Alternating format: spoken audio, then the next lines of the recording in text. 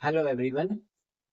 D pharmacy part second biochemistry and clinical pathology की class में आपका स्वागत है। अभी तक हमने बात की है मेटाबोलिन चैप्टर से, उसके इंट्रोडक्शन की। इसके अलावा ग्लाइकोलाइसिस पाथवे की, कैसे ग्लूकोज टूटता है और एनर्जी प्रोवाइड कराता है। इसके अलावा ट्राई कार्बोक्सिलिक एसिड साइकिल यानी टीसी साइकिल की। उसके अलावा हमने बात की थी ग्लाइकोजन के मेटाबॉलिज्म की, मतलब आपका जो ग्लाइकोजन है उसका बनता कैसे, यानी ग्लाइकोजेनेसिस एंड ग्लाइकोजिनोलाइसिस दोनों प्रोसेस की हमने बात की। आज हम बात करेंगे कि आपका ग्लाइकोलाइसिस टीसीए और जो आपका ग्लाइकोजन का मेटाबॉलिज्म है वो कैसे रेगुलेट होता है as per the syllabus of B pharmacy. देखो, सबसे पहले हम बात करेंगे ग्लाइकोलाइसिस प्रोसेस की, जहां हमें पता है कि ग्लाइकोलाइसिस प्रोसेस किस लिए होता है, ताकि ग्लूकोज ब्रेकडाउन होकर क्या दे सके, हमें एनर्जी प्रोवाइड करा सके। उसे हम बोलेंगे ग्लाइकोलाइसिस प्रोसेस। ठीक है, जिसमें आपकी जो नेट एटीपी बनती है हम बोलते हैं कि हमारी 10-2 यानी 8 एटीपी हमारी नेट बनती है। अब हम देखते हैं कि उसका रेगुलेशन यानी उस साइकिल को या प्रोसेस को कंट्रोल कैसे करते हैं। रेगुलेशन मतलब हम जिस साइकिल या प्रोसेस की जो भी हम बात कर रहे हैं, जिस भी रिएक्शन की, तो उसको कंट्रोल कैसे होती है या कैसे उसको कंट्रोल किया जाता है, कैसे रेगुलेट किया जाता है। देखो, सबसे पहले हम बात करेंगे रेगुलेशन ऑफ ग्लाइकोलाइसिस प्रोसेस। ठीक है, तो ग्लाइकोलाइसिस प्रोसेस कितने तरह से, 3 तरह से हमारा रेगुलेट होता है। कैसे कैसे रेगुलेट होता है हमारा? एक तो ग्लूकोज और इंसुलिन। ग्लूकोज और इंसुलिन इसे हम बोल सकते हैं कि एंजाइम है। क्या है ये? की एंजाइम है, या फिर इसको बोल सकते हैं की रेगुलेटरी एंजाइम। दूसरा कोवेलेंट मॉडिफिकेशन, इसके थ्रू भी आपकी ग्लाइकोलाइसिस प्रोसेस को रेगुलेट किया जाता है। इसके अलावा आपका एलोस्टेरिक मॉडिफिकेशन, इसके द्वारा भी आपकी ग्लाइकोलाइसिस जो प्रोसेस है उसको रेगुलेट किया जाता है। इन 3 स्टेप की हेल्प से, स्पेशली बोलेंगे, पर्सनलाइज बोलेंगे, इन तीनों प्रोसेस से आप क्या करते हैं, जो प्रोसेस है आपका कौन सा ग्लाइकोलाइसिस का, वो कंट्रोल होता है। ओवरऑल उसकी रिएक्शन आपकी विनिंग मेथड रहती है, विनिंग प्रोसेस रहती है। देखो, सबसे पहले हम बात करेंगे किसकी, की एंजाइम्स की।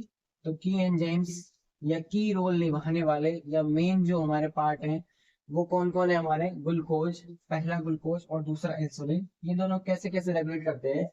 आपका जो ग्लूकोज है वो क्या करता है, बढ़ाता है। कौन से एंजाइम्स को बढ़ाता है? वो बढ़ाता है कौन से एंजाइम को? जो उसकी यूटिलाइजेशन को बढ़ाए, यानी जो उसकी खपत को बढ़ाए। खपत यानी जो ग्लूकोज है उसके यूज को बढ़ाएंगे। तो ग्लूकोज क्या करेगा, ऐसे एंजाइम्स को प्रमोट करेगा जो उसकी यूटिलाइजेशन को बढ़ाए या फिर उसके यूज को बढ़ाए। ठीक है। दूसरा, ग्लूकोज क्या करेगा, इनहिबिट करेगा। कैसे एंजाइम्स को? जो ग्लूकोनियोजेनेसिस प्रोसेस के अंदर इन्वॉल्व होते हैं। ग्लूकोनियोजेनेसिस प्रोसेस मतलब नॉन कार्बोहाइड्रेट सोर्स से कार्बोहाइड्रेट सोर्स बनना, यानी नॉन कार्बोहाइड्रेट सोर्स से ग्लूकोज का बनना या एनर्जी का बनना। ऐसे प्रोसेस को क्या करेगा, उसको इनहिबिट करेगा। कौन? ग्लूकोज। कैसे इनहिबिट करेगा? उस रिएक्शन या प्रोसेस को चलने वाले एंजाइम्स को इनहिबिट करके क्या करेगा, ग्लूकोनियोजेनेसिस को रोकेगा, ताकि जो सेल की डिपेंडेंसी है वो ग्लाइकोलाइसिस प्रोसेस पर आए। ठीक है। देखो, 2 रास्ते हैं हमारे पास में, हमारे घर तक जाने के लिए 2 रास्ते हैं। ठीक है, एक सीधा सच्चा है, सीधा सीधा जा रहा है, जिसके अंदर आपको कोई एनर्जी की जरूरत नहीं है। दूसरा आपका ऐसा रास्ता है जिसके अंदर थोड़े से गड्ढे है या फिर ऊंचाई है, चढ़ाई है। ठीक है, अब हम क्या करते हैं, जो सीधा सीधा रास्ता है या फिर जो सेकंड पाथ है हमारा, तो उसको एक को हम ब्लॉक कर देते हैं। जब हम एक रास्ते को बंद करते हैं तो हम दूसरे रास्ते से घर जाएंगे अपने। तो वैसे हमारा ग्लाइकोलाइसिस प्रोसेस है। जब ग्लूकोज दूसरे डिपेंडेंट साइकिल को यानी ग्लूकोनियोजेनेसिस प्रोसेस को इनहिबिट कर देता है, उस वक्त के अंदर आपका ग्लाइकोलाइसिस का जो ग्लूकोज आपको क्या करता है, वो ऐसे एंजाइम को इनहिबिट करता है जो ग्लूकोनियोजेनेसिस करवा रहे हैं, दूसरे रास्ते से आपकी एनर्जी प्रोवाइड करा रहे हैं, ताकि डिपेंडेंसी आपकी किस पे हो, ग्लाइकोलाइसिस पे। इसके अलावा आपके एंजाइम्स को प्रमोट करता है कौन सा एंजाइम, जो ग्लाइकोलाइसिस को बढ़ावा दे, जैसे कि glucokinase, phosphofructokinase, first and pyruvate kinase. कौन कौन से? Glucokinase, phosphofructokinase 1 and pyruvate kinase. इन एंजाइम्स को कहाँ यूज किया जाता है? आपके ग्लाइकोलाइसिस प्रोसेस के अंदर। तो उन्हें कौन बढ़ाता है? पॉजिटिव यानी बढ़ाता कौन है उन्हें? ग्लूकोज। ठीक है, तो 3 तरह से आपको ग्लूकोज रेगुलेट करता है। कैसे कैसे? सबसे पहले तो वो उन एंजाइम्स को बढ़ाता है जो कि ग्लूकोज की यूटिलाइजेशन को बढ़ाते हैं। इसके अलावा वो उन एंजाइम्स को इनहिबिट करता है जो ग्लूकोनियोजेनेसिस को प्रमोट करते हैं। इसके अलावा वो उन एंजाइम्स को बढ़ाता है यानी इंक्रीज करता है जो ग्लाइकोलाइसिस में इन्वॉल्व होते हैं, जैसे ग्लूकोकाइनेज, फॉस्फोफ्रक्टोकाइनेज 1 एंड पाइरुवेट काइनेज। दूसरा हमारा आता है ग्लूकोज के साथ की रेगुलेटिंग एंजाइम। ये की एंजाइम से रेगुलेटिंग की एंजाइम, कुछ भी वर्ड बोलेंगे इसके लिए हम। तो वो कौन सा एंजाइम आपका है? दूसरा वो है आपका इंसुलिन। इंसुलिन क्या करता है, इस मेजर रोल निभाता है किसके अंदर, ग्लाइकोलाइसिस प्रोसेस के अंदर। क्या करता है ये, मेजर की एंजाइम है किसका, ग्लाइकोलाइसिस का। ये क्या करता है, ये एक तो आपका जो यूटिलाइजेशन है जो किसका, ग्लूकोज का, उसको बढ़ाएगा। कैसे, ग्लूकोज को सेल के अंदर जाने के लिए एक दरवाजे से पार करना होगा। सपोज हम बनाते हैं यहाँ पर एक सेल बना देते हैं, तो इस सेल के अंदर अगर आपके ग्लूकोज को जाना है तो उसको क्या है, एक लॉक है हमारा, है ना। जैसे हमारा एक घर है, घर के बाहर एक दरवाजा है, दरवाजे में चाबी लगी हुई है, की लगी हुई है। तो की कौन सी है उस ताले को खोलने के लिए, वो की है हमारी इंसुलिन की। तो जैसे ही इंसुलिन की जो चाबी इस ताले के अंदर लगेगी, दरवाजा खुल जाएगा, लॉक खुल जाएगा, तो दरवाजा खुलेगा और ग्लूकोज की एंट्री हो जाएगी। ठीक है, तो इंसुलिन क्या है, उस सेल के लिए एक की तरह काम कर रहा है ताकि लॉक खुले और ग्लूकोज अंदर जाए। जब ग्लूकोज ब्लड से निकलकर सेल्स के अंदर जाएगा तो उसका ब्लड के अंदर लेवल है कम पड़ेगा, और जैसे ही ब्लड का लेवल कम पड़ेगा तो ग्लाइकोलाइसिस जो प्रोसेस है हमारा, उसका स्टेप बढ़ जाएगा, क्योंकि वो सेल के अंदर जा चुकी है ना। तो उसका यूटिलाइजेशन बढ़ जाएगा, ब्लड के अंदर ग्लूकोज की मात्रा रेगुलेट हो जाएगी। ठीक है, तो एक तो इंसुलिन का काम ये हो गया। दूसरा, वो एंटागोनाइज करता है। एंटागोनाइज मतलब रोकता है, ये विपरीत काम करता है किसके, ग्लूकोकोर्टिकोइड्स और ग्लूकागोन के अपोजिट। ये दोनों क्या करते हैं, ग्लूकोकोर्टिकोइड और ग्लूकागोन, ये हम आगे बात करेंगे दोनों क्या करते हैं। लेकिन अभी हम याद रखेंगे कि इन दोनों के इफेक्ट को क्या करता है, ये एंटागोनाइज करता है। ये हम यहाँ पढ़ेंगे किसके अंदर, ग्लाइकोजेनेसिस प्रोसेस के अंदर। ठीक है, जहां पर हम ग्लाइकोजन बना रहे थे। ठीक है, तो हमने दो तरह से बोल दिया, की रेगुलेटिंग एंजाइम्स या की एंजाइम्स के थ्रू ग्लूकोज और इंसुलिन के थ्रू ग्लाइकोलाइसिस प्रोसेस रेगुलेट किया जाता है। कैसे कैसे, इसके अंदर पहले तो यूटिलाइजेशन बढ़ा दिया, ग्लूकोनियोजेनेसिस को आपने रोक दिया, ग्लाइकोलाइसिस प्रोसेस के एंजाइम आने वाले को बढ़ा दिया। इसके अलावा अपने एंजाइम जो ग्लाइकोलाइसिस का इंपॉर्टेंट है वो कौन सा, आपका इंसुलिन है ना, की तरह मतलब ताले की चाबी की तरह काम करके इंसुलिन सेल के अंदर जाता है ताकि यूटिलाइजेशन बढ़े।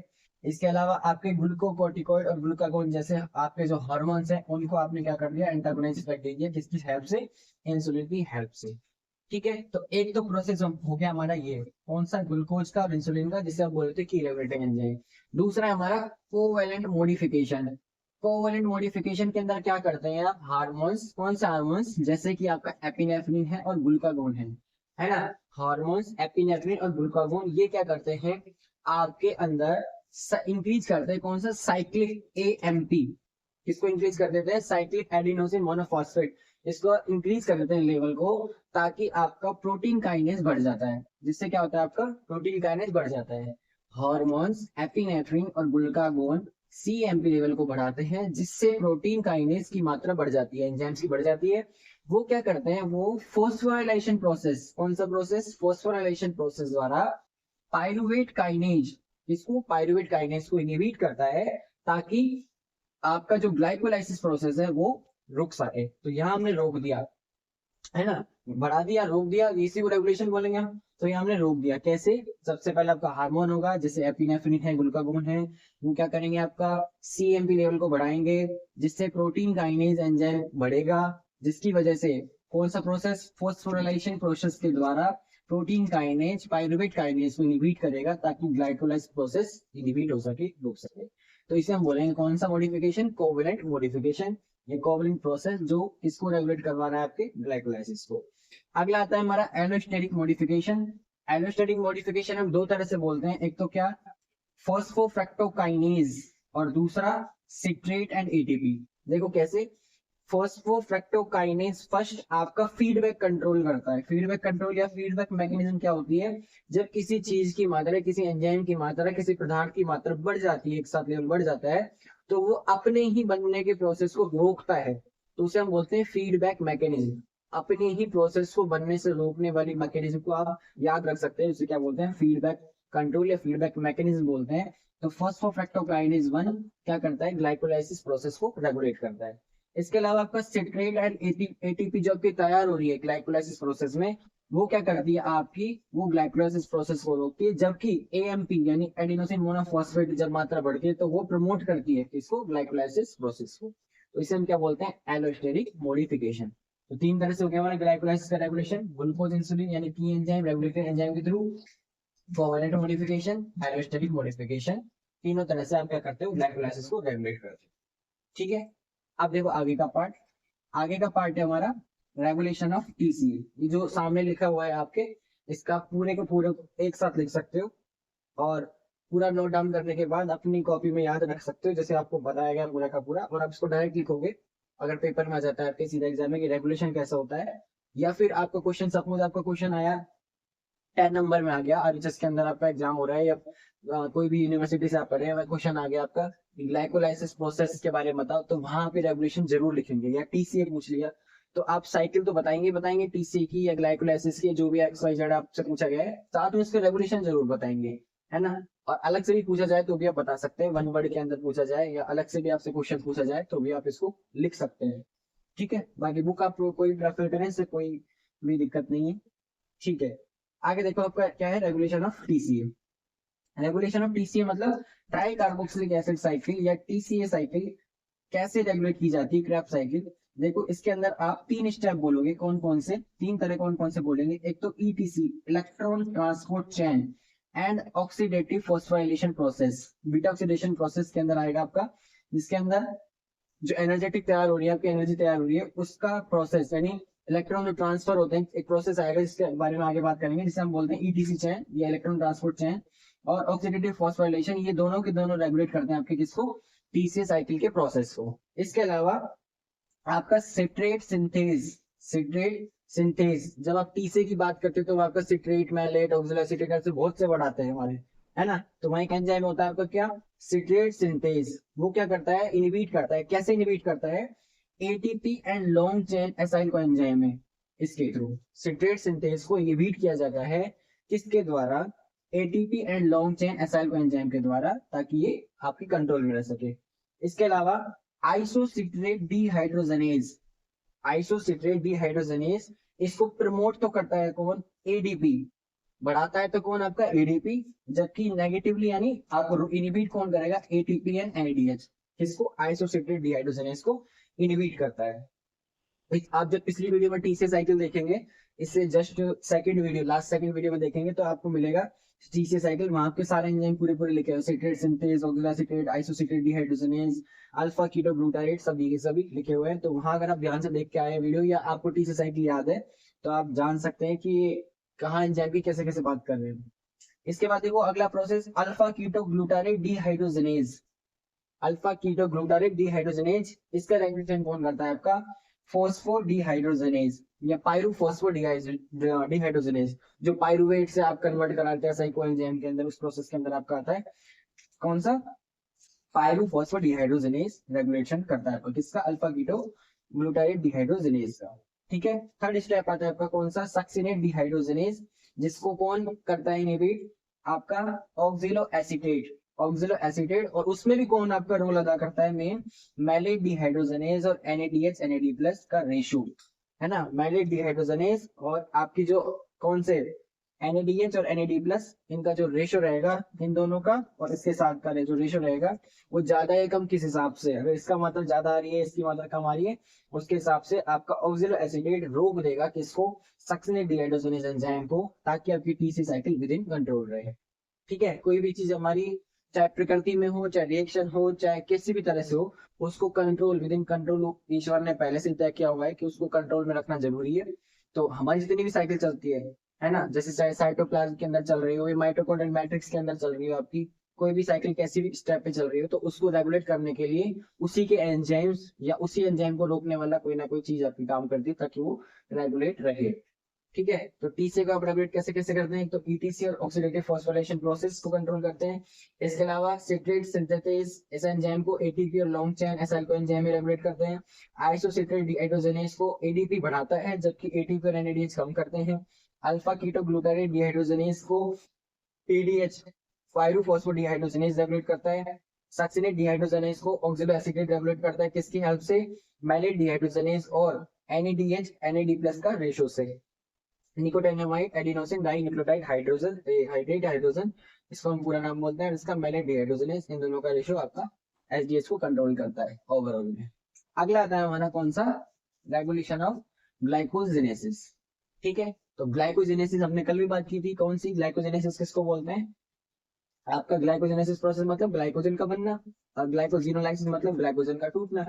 ठीक है, तो इसको रेगुलेट कैसे करते हैं, ग्लाइकोजेनेसिस को एक वर्ड लिखेंगे हम स्टिमुलेशन, एक वर्ड लिखेंगे हम इनहिबिशन। स्टिमुलेट कौन करता है, यानी बढ़ावा कौन देता है, तो आपका पहला हो गया इंसुलिन, ये क्या करता है आपका इंक्रीज करता है ना।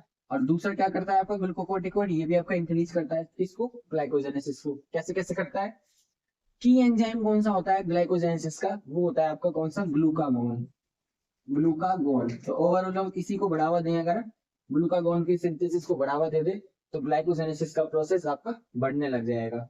ठीक है, ठीक है। अब देखो आप कैसे कैसे रेगुलेट करेंगे आप इसको, ब्रेक डाउन को रोकने का और बनाने का। Insulin increase protein phosphate 1 activity. Insulin क्या करता है, प्रोटीन फॉस्फेट 1 एक्टिविटी को रेगुलेट करता है, उसको बढ़ावा देता है ताकि ग्लाइकोजेनेसिस प्रोसेस बढ़े। दूसरा ग्लूकोकोर्टिकोइड क्या करते हैं, लेवल को बढ़ाते हैं। ग्लूकोकोर्टिकोइड का लेवल किसको बढ़ाता है, किसके लेवल एक्टिविटी को बढ़ाता है, प्रोटीन फॉस्फेट 1, प्रोटीन फॉस्फेट 1 की एक्टिविटी को बढ़ाता है कौन, ग्लूकोकोर्टिकोइड, जिसकी वजह से आपका क्या ग्लाइकोजन सिंथेज, कौन सा ग्लाइकोजन सिंथेज की मात्रा बढ़ती है, जिसकी वजह से आपका ग्लाइकोजेनेसिस प्रोसेस बनता है। ठीक है, एक तो आपका इंसुलिन हो गया जो प्रोटीन फॉस्फेटेज 1 की एक्टिविटी बढ़ा रहा है। दूसरा आपका ग्लूकोकोर्टिकोइड है, वो भी आपका क्या कर रहा है, प्रोटीन फॉस्फेटेज 1 की से एक्टिविटी को बढ़ा रहा है ताकि ग्लाइकोजन सिंथेज बढ़े। ठीक है, ग्लाइकोजेनेसिस बनाने के लिए हम ग्लाइकोजन सिंथेज को बढ़ लेंगे, ग्लाइकोजन सिंथेज। ठीक है, और तोड़ने के लिए ग्लूकागोन हमने बोला था, ग्लूकागोन। ठीक है, इंसुलिन और ग्लूकागोन दोनों एक दूसरे के अपोजिट बात करते हैं हमेशा। इंसुलिन एक तरफ ब्लड के लेवल को कम करता है ना, रेगुलेट करता है, कम करता है, दूसरी तरफ ग्लूकागोन उसके लेवल को बढ़ाता है। अभी हमको ग्लाइकोजन बनाना है तो ग्लाइकोजन सिंथेज की बात करेंगे। ठीक है, तो ये तो होगा आपके स्टिमुलेशन प्रोसेस। दूसरा आपका आता है इनिबिशन प्रोसेस। तो इनिबिट कैसे करते हो ग्लाइकोजेनेसिस प्रोसेस को, एक आपकी होती है फीडबैक मैकेनिज्म, जैसे हमने अभी यहाँ बात की थी फीडबैक मैकेनिज्म की, है ना। जैसे लेवल बढ़ रहा है आपका किसका, ग्लाइकोजन का लेवल बढ़ रहा है, तो वो खुद से रोकने की आपके जो स्टेप उसको कंट्रोल करेगा, तो उसको बोलेंगे फीडबैक मैकेनिज्म। दूसरा हमारा आता है कौन सा, सीएमपी का लेवल बढ़ा दो, जिसकी वजह से इनिबिटर 1 की जो मात्रा है, मतलब इनिबिटर 1 है वो बढ़ जाएगा। किससे, साइक्लिक एडिनोसिन मोनोफॉस्फेट की लेवल जब इंक्रीज होगा तो इनिबिटर 1 की मात्रा इंक्रीज होगी, जिसकी वजह से एक्टिव फॉर्म में इनिबिटर 1 फॉस्फेट की जो लेवल है वो बढ़ेगा और प्रोटीन फॉस्फेट 1 रुक जाएगा।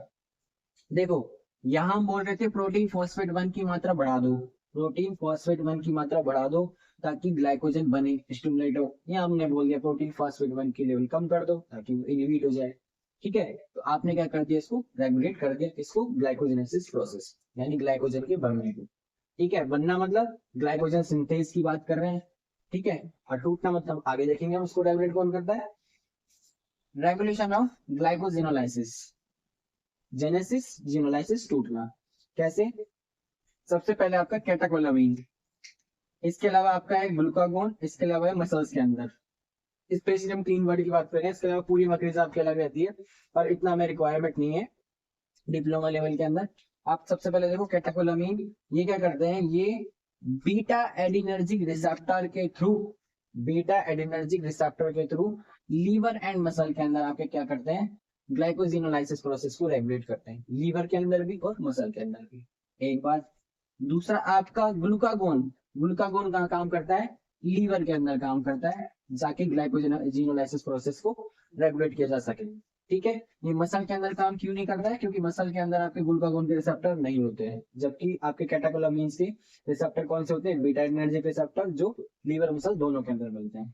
ठीक है, और थर्ड हम लिख देते हैं मसल सेल्स के अंदर। तो मसल सेल्स के अंदर भी पूरा प्रोसेस आपका प्रोटीन फॉस्फेट 1 है ना, पायरोफॉस्फेट 1, हम सीधी बात करेंगे यहाँ पे क्या कि मसल सेल के अंदर साइक्लिक एएमपी या सीएमपी, सीएमपी और कैल्शियम क्या करते हैं, आपका phosphorylase kinase A, phosphorylase kinase A की एक्टिविटी को बढ़ा देते हैं, उस एंजाइम की एक्टिविटी को बढ़ा देते हैं, जो पूरा प्रोसेस कैसा है आपका रैपिड है ना। और वो फॉस्फोराइल मतलब कौन सा प्रोसेस, फॉस्फोराइलेज है ना, कर देता है उसका, जिसकी वजह से आपका क्या होता है, ग्लाइकोजिनोलाइसिस प्रोसेस बढ़ जाता है। मतलब एक्स्ट्रा एनर्जी चाहिए आपकी मसल्स के अंदर, मसल को रेगुलेट करने के लिए, उसको कंट्रोल करने के लिए जो एनर्जी स्पीड अप चाहिए, फटाफट चाहिए आपको कि थक गई मसल है ना। तो वहाँ एनर्जी आपका ग्लूकोज पर डिपेंड नहीं है केवल, यानी केवल ग्लाइकोलाइसिस पर डिपेंड नहीं है। एक्सरसाइज कर लिया आपने तो जरूरी थोड़ी ग्लाइकोलाइसिस सारी मिल जाए, तो वहाँ आपको कौन सी चाहिए, आप क्या करोगे, ग्लाइकोजन को तोड़ोगे